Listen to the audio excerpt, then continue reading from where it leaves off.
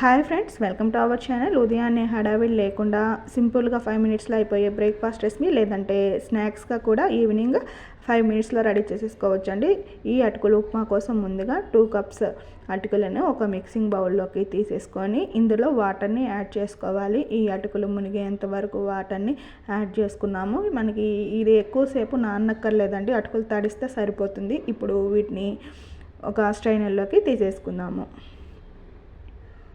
ఎక్కువసేపు నానితే మనకి అవి మరీ మెత్తగా అయిపోతాయి, అందుకని మనం వెమ్మటే అటుకుల్ని తీసేసుకున్నాము స్ట్రైనర్లోకి. ఇలా తీసుకున్న తర్వాత స్టవ్ మీద ఒక ప్యాన్ పెట్టేసుకొని అందులో ఒక 2 స్పూన్స్ ఆయిల్ని వేసేసుకోవాలి. ఈ ఆయిల్ హీట్ అయిన తర్వాత దీనిలో 1 టేబుల్ స్పూన్ వేరుశనగపప్పు వేసుకున్నాము.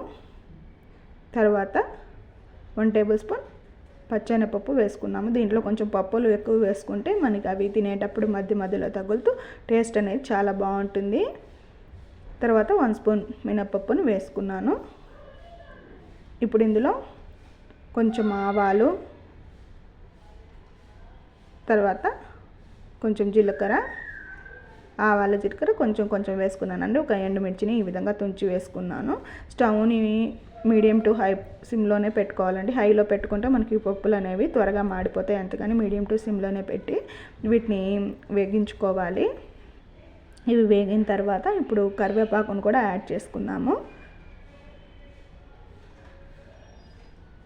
ఇప్పుడు ఇందులో కావాలంటే జీడిపప్పు కూడా వేసుకోవచ్చండి. ఇక్కడ అల్లాన్ని చిన్న ముక్కలుగా కట్ చేసుకొని కొంచెం వేసుకున్నాను. మీరు తురుముకొనైనా కొంచెం వేసుకుంటే సరిపోతుంది. ఇవన్నీ కూడా వేగిన తర్వాత ఒక చిన్న ఆనియన్ని కట్ చేసుకొని యాడ్ చేస్తున్నాను.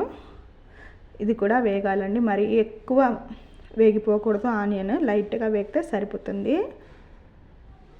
ఇలా వేగిన తర్వాత ఇప్పుడు ఇందులో ఒక 3 పచ్చిమిర్చిని కట్ చేసుకొని వాటిని కూడా యాడ్ చేశాను.